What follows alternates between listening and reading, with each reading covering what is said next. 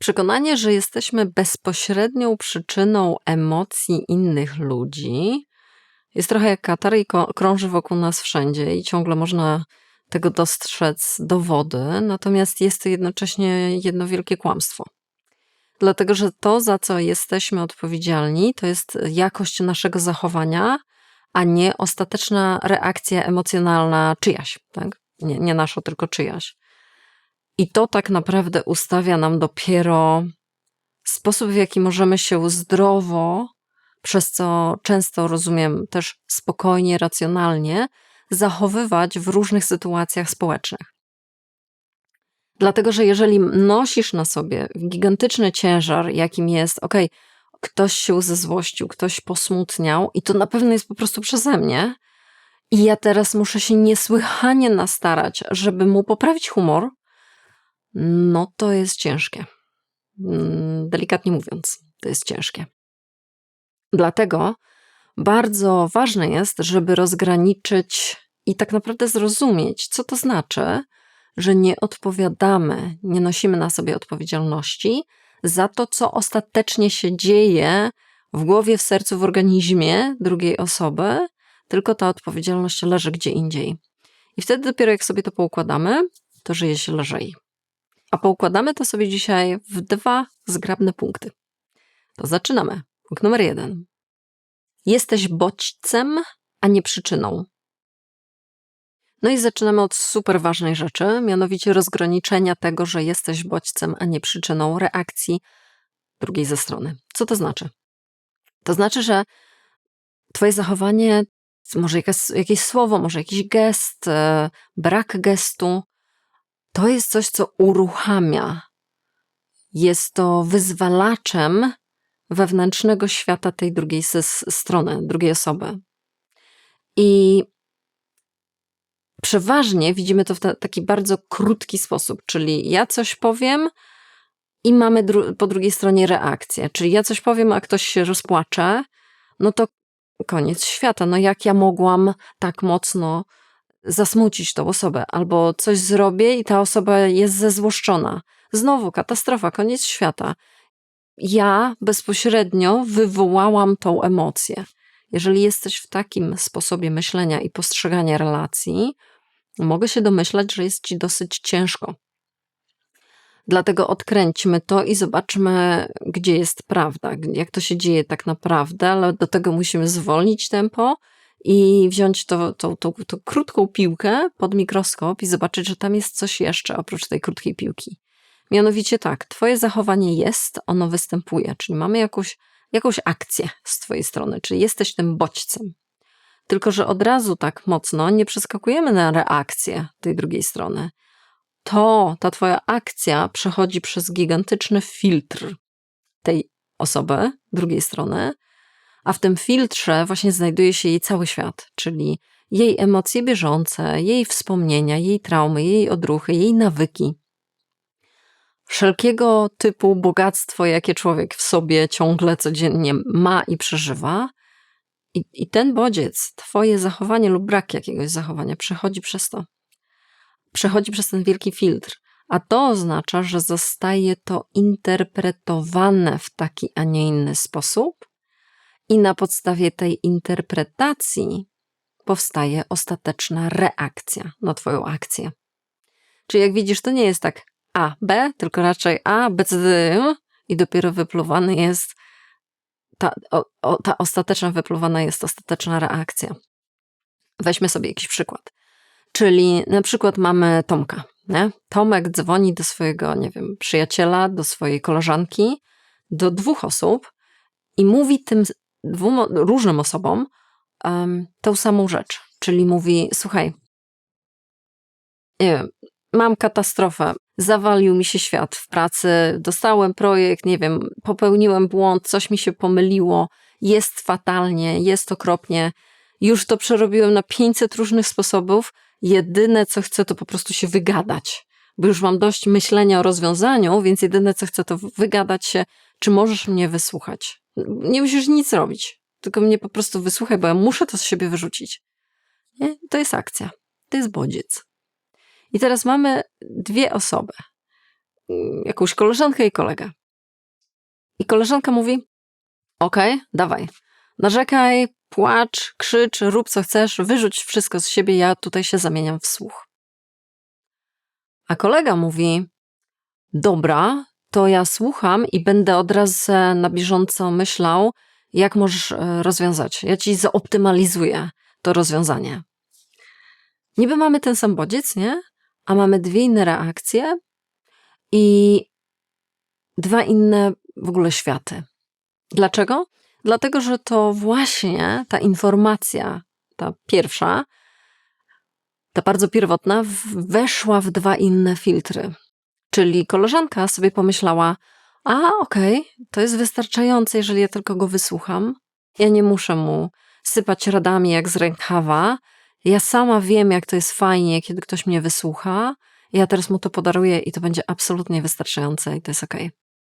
Nie będę mu nic doradzać, tylko będę go słuchać. I co? I ona się czuje świetnie. Tomek też się czuje świetnie, bo się wygadał i wszystko gra. Natomiast druga strona, to znaczy kolega, pomyślał sobie, no nie, on tak tylko sobie gada, żeby go wysłuchać. Ale tak naprawdę to on dzwoni tutaj po rozwiązania. No przecież ta rozmowa musi być jakaś konstruktywna. Przecież on coś z tej rozmowy musi wynieść, a nie tylko to, że go wysłucham.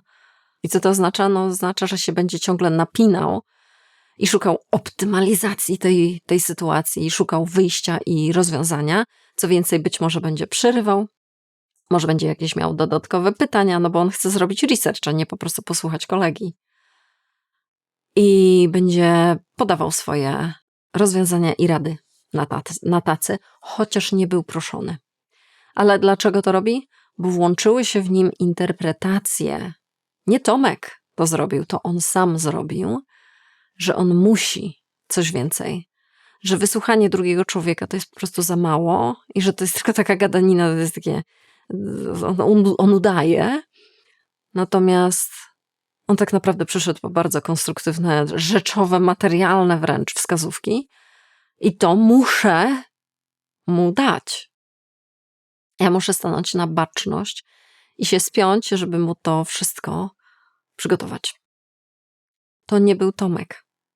To był ten kolega Tomka, który w swoim filtrze uznał tylko i wyłącznie jedną, jedyną interpretację za właściwą. I oczywiście po tych dwóch interpretacjach przychodzi pewien stan emocjonalny i oczywiście behawioralny, czyli to, co czujesz i to, co zrobisz. No koleżanka Tomka będzie czuła spokój, nie? Okej, dobra, słucham cię. Zapraszam sobie herbatę, mów ile trzeba. I się wycisza i się przygotowuje do tego, że ona słucha. Natomiast kolega Tomka będzie się napinał. Będzie czuł stres, będzie czuł na sobie presję, że on musi teraz rozwiązać nie swój problem. Może nawet coś więcej będzie czuł. Na zasadzie pretensja, czemu on zawsze do mnie dzwoni po rozwiązania? A dlaczego mi nie rozwiązuje moich życiowych problemów? Może to w ogóle pójść w jakąś inną stronę, tą negatywną bardziej, a może pozytywną. Ojej, jakie jestem dla niego ważny, że on zawsze do mnie dzwoni po rozwiązania. Jedno czy drugie, to nieważne, czy to jest pozytywne, czy negatywne, czy dobrze jakby przyjemnie jest to odczuwać, czy nieprzyjemnie, ale ostateczny wniosek jest taki, że to wytworzył nie Tomek, czyli nie wytworzył to nie bodziec, tylko interpretacja tego bodźca. I to jest pierwszy punkt. Właśnie dlaczego nie możemy być odpowiedzialni za to, co ostatecznie czuje i robi druga strona. I to jest dopiero pierwszy punkt, przechodzimy do drugiego. Punkt numer 2. Odpowiadasz za jakość swojego zachowania, a nie za czyjeś uczucia. No i bardzo możliwe, że po tym pierwszym punkcie pojawi się taka myśl, która jest bardzo zasadna i dlatego muszę się do niej odnieść. Na zasadzie, ale to co znaczy, że ja mogę sobie robić, mówić, co chcę, albo nie mówić, nie wykonywać jakichś gestów względem innych ludzi i to w ogóle mnie nie interesuje, co oni tam sobie pomyślą, co oni sobie z tym zrobią, bo ja za to nie odpowiadam. No oczywiście, że nie uciekajmy teraz w skrajności, w jakieś absolutnie biegunowe części tego rozumowania. Przybliżmy się do środka. I tak jak pierwszy punkt, to zrobił, przypominając o tym, że istnieje coś takiego jak interpretacja bodźca i na podstawie interpretacji podejmowania dalszych decyzji, to drugim punktem chcę przypomnieć Ci o pewnym rozdziale. Musimy sobie coś odseparować, mianowicie to, za co faktycznie jesteś odpowiedzialny, bo to nie jest tak, że nie jesteś za nic odpowiedzialny i róbmy sobie w ogóle tutaj co chcemy wobec innych ludzi i miejmy to w nosie. Nie. I za co jest odpowiedzialna ta druga strona. No więc zaczynając od Ciebie. Jeżeli jesteś takim Tomkiem, jeżeli chcesz komuś coś powiedzieć, jeżeli chcesz nawiązać jakikolwiek kontakt, cokolwiek, zaprosić kogoś na coś, upomnieć się o swoje 10 zł pożyczone przez kogoś, cokolwiek, powiedzieć, że zupa jest zasłona, to odpowiadasz. Odpowiadasz po pierwsze za swoje intencje. Jakie są Twoje intencje? Czy Ty chcesz powiedzieć tej osobie, że ta zupa jest zasłona po to, żeby gdzieś dogryźć tej osobie, wbić szpilę i zrobić to na zasadzie złośliwości? Czy może chcesz zwrócić uwagę tej osobie, ponieważ, nie wiem, następnego dnia zaprasza 10 osób na obiad i serwuje tę samą zupę, więc może to by było dla niej dobre, przyjazne, wspierające i ochraniające ją, żeby jednak delikatnie, ale zwrócić uwagę. I to jest Twoja intencja. Właściwie Twoja odpowiedź na pytanie, dlaczego ja w ogóle to robię? Dlaczego ja w ogóle idę z tym czymś, co idę do drugiej osoby? I to jest Twoja odpowiedzialność. Druga rzecz, która jest gigantyczną sprawą, za co absolutnie odpowiadamy, to jest sposób komunikacji tego, co chcemy, z czym idziemy do drugiej osoby. Jak to powiesz? Jaki dobór słów dokonasz? Jakie gesty temu będą towarzyszyć? Jaka intencja, nie intencja, a co? Intonacja głosu. Jak w ogóle do tego podejdziesz? Bo naprawdę można bardzo ciężką rzecz, przykrą, trudną przekazać w sposób przyjazny i odwrotnie. Można coś bardzo pozytywnego, niby dobrego przekazać tak, że to nijak nie wybrzmi jak komplement albo miła uwaga, tylko jak złośliwość. Naprawdę ta jakość komunikacji czasami zmienia wszystko. To jest aż naprawdę brakuje słów do tego, żeby podkreślić, jak ważna jest, jak dużo zmienia sposób, w jaki komunikujemy się ze sobą i za to ponosisz odpowiedzialność. Zanim otworzysz buzię, zastanów się, w jaki sposób to zrobisz. To także Twoja odpowiedzialność, żeby mieć jakąś spójność. Czyli czy dotrzymujesz danego słowa, czy to, co mówisz, pokrywa się z faktami, czy tylko rzucasz słowo na wiatr, a nigdy nie popierasz ich swoimi czynami. Czyli taka ogólna spójność Ciebie jako osoby, która właśnie bierze odpowiedzialność za swoje słowa i czyny. To też jest po Twojej stronie. No i też jeszcze jedna sprawa, mianowicie w momencie, kiedy coś powiesz nie tak, no bo oczywiście, że nawet mając z tego wszystkiego świadomość, jasne, że się może zdarzyć tak, że powiesz coś nieidealnie i że efektem tego będzie jakiś galimatyas, będzie jakiś problem, no to wtedy bierzemy odpowiedzialność na siebie, nie spychamy tego na nikogo innego za jakiekolwiek naprawcze działania, czyli żeby przyjść, przeprosić, żeby przyjść i wyjaśnić coś, żeby coś gdzieś sprostować, poprawić jakiś błąd, który się wkradł. A jasne, że ma prawo się wkraść, więc za to też odpowiadasz, że dostrzegasz to i w jakiś sposób chcesz to naprawić, co no niestety gdzieś jakoś się popsuło. To znaczy ty popsułeś lub popsułaś, bo samo się nie popsuło. I to jest ten jeden krąg odpowiedzialności, za co faktycznie ponosisz odpowiedzialność. Więc jak widzisz, to wcale nie są małe drobnostki jakieś, to nie jest coś na zasadzie, dobra, to ja sobie robię co chcę i w ogóle olewam wszystko. No nie. No ale musimy też przejść do tej drugiej strony, czyli za co oddajemy odpowiedzialność. To już nie należy do ciebie, a to należy do kogoś innego. I tutaj absolutnie numer 1 to jest interpretacja. Interpretacja faktów, słów, sytuacji, okoliczności. na to już nie masz wpływu. Dlatego, że ta osoba ma już zainstalowany jakiś filtr w sobie i za co ty nie odpowiadasz. A to oznacza, że także nie odpowiadasz za ten filtr, który bardzo często jest, są to złożone procesy, emocje, wspomnienia, traumy, no wszystko to, co przeszła ta osoba, czyli jej wewnętrzny świat.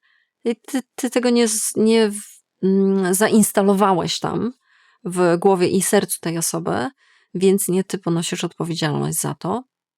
A to oznacza, że nie ponosisz odpowiedzialności, możesz nie mieć pojęcia, że jedno jakieś słowo może tak mocno striggerować tą osobę, że może tak dużo wyzwolić, bo nie miałeś pojęcia, że tam w ogóle coś takiego jest, że ta osoba wręcz siedzi na beczce trotylu, podczas gdy ty sobie bawisz się krzesiwem i iskierkami. Nie? Możesz nie mieć pojęcia, że ta jedna iskierka nie to, że po prostu odpadnie i wygasi się, koniec po sprawie, tak to byłoby z twojej strony widziane, ale że tam jest ta beczka, to nie wiadomo co za chwilę wybuchnie. I ty tego trotylu nie pozbierałeś tam. To jest wewnętrzny świat tej osoby, który ona sobie organizuje w taki, a nie inny sposób, według swoich własnych możliwości, umiejętności, gotowości i wszystkiego innego. I dlatego ty za to nie jesteś odpowiedzialny, a to oznacza, że też nie jesteś odpowiedzialny za ostateczne decyzje oraz reakcje emocjonalne. Czyli to, że komuś powiesz o tej słonej zupie, może wywołać, nawet jeżeli zrobisz to super elegancko i bardzo delikatnie, weźmiesz w pełni odpowiedzialność na siebie za swoje intencje, komunikację, to nadal może to być tak triggerujące u drugiej strony, że wywoła reakcję, a zatem emocje i dane decyzje. I to już jest jej wewnętrzny świat, który akurat się ukazał poprzez tą reakcję. Podsumowując, nie jesteś zobligowany lub zobligowana do tego, żeby, nawet jeżeli masz takie tendencje, by tak myśleć, do tego, żeby chodzić na paluszkach wobec, w ogóle po tym świecie i wokół innych ludzi, zarządzając, żeby nie użyć słowa manipulując, tym, co się w nich dzieje. W tym, czy komuś gdzieś tam ktoś uroni tą łezkę, czy nie. Czy w kimś to wywoła, co ty robisz, co ty powiesz, wywoła striggeruje jakąś złość na przykład, albo strach, czy nie. To jest bardzo, bardzo duży ciężar do noszenia. Takie chodzenie na paluszkach i regulowanie innych ludzi, ich emocjonalnego stanu. Raczej powróćmy do tego, co jest realne, do tego, co jest sprawcze i do tego, co jest zdrowe. Mianowicie po prostu bycie w stanie otwartości, umysłu, życzliwości, dobrych intencji oraz gotowości do naprawiania błędów, które po prostu będą. Jasne, że tak. Kto z nas nie chlapnął czegoś za dużo albo nie zrobił coś i postąpił w jakiś sposób, w który wcale nie chciał postąpić. I za to bierzmy odpowiedzialność, ale nie nośmy na sobie tego ciężaru, by ciągle regulować, być takim termostatem wszystkich innych ludzi i tam biegać i ciągle albo w tą, albo w tą, albo w cieplej, albo troszkę zimniej. To jest za dużo, jak na jedną osobę. I wróćmy do siebie, bierzmy odpowiedzialność za to, co faktycznie leży w naszej odpowiedzialności i mamy na to wpływ. To i tak jest bardzo dużo zdrowia, które wnosimy do danej relacji. Tak, to jest już bardzo wartościowe samo w sobie. Oczywiście liczę się z tym, że temat jest duży. To te 2 punkty, no jasne, że nie wyczerpują tego. Być może jeszcze gdzieś będzie druga część tego filmu. Daj mi znać w komentarzu, który wątek warto by było dalej rozszerzyć. A jeżeli masz gdzieś z tym problem i chcesz przegadać tę sprawę, zapraszam na konsultację 1 na 1 online. Zapraszam też przy okazji do newslettera, bo tam dajemy sobie spokój raz w tygodniu w formie pisanej. Na przykład po to, żeby właśnie nie chodzić na paluszkach wobec całego świata non-stop. Tak nie spędzić całego życia. A na sam koniec mam do ciebie pytanie, daj znać w komentarzu, co jest dla ciebie trudniejsze. Czy wzięcie odpowiedzialności za siebie i za ten krąg, o którym mówiłam, co się w nim zawiera, czy odpuszczenie brania odpowiedzialności za cudze uczucia, bo to może być wręcz nawyk, który już mocno w tobie siedzi. Daj mi znać w komentarzu. Samo napisanie o tym, samo otwarcie się z tym tematem już jest krokiem naprzód ku zdrowiu, ku polepszeniu sytuacji.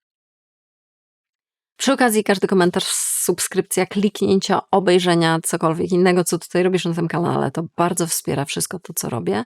Także bardzo ci za to dziękuję. Podobnie jak wszystkim osobom, które udzielają się poprzez Buy Coffee i Patronite. Wielkie dzięki, bardzo was doceniam, waszą obecność. Wiele tutaj ona zmienia. Na dobre. I cóż, widzimy się następnym razem. Do zobaczenia.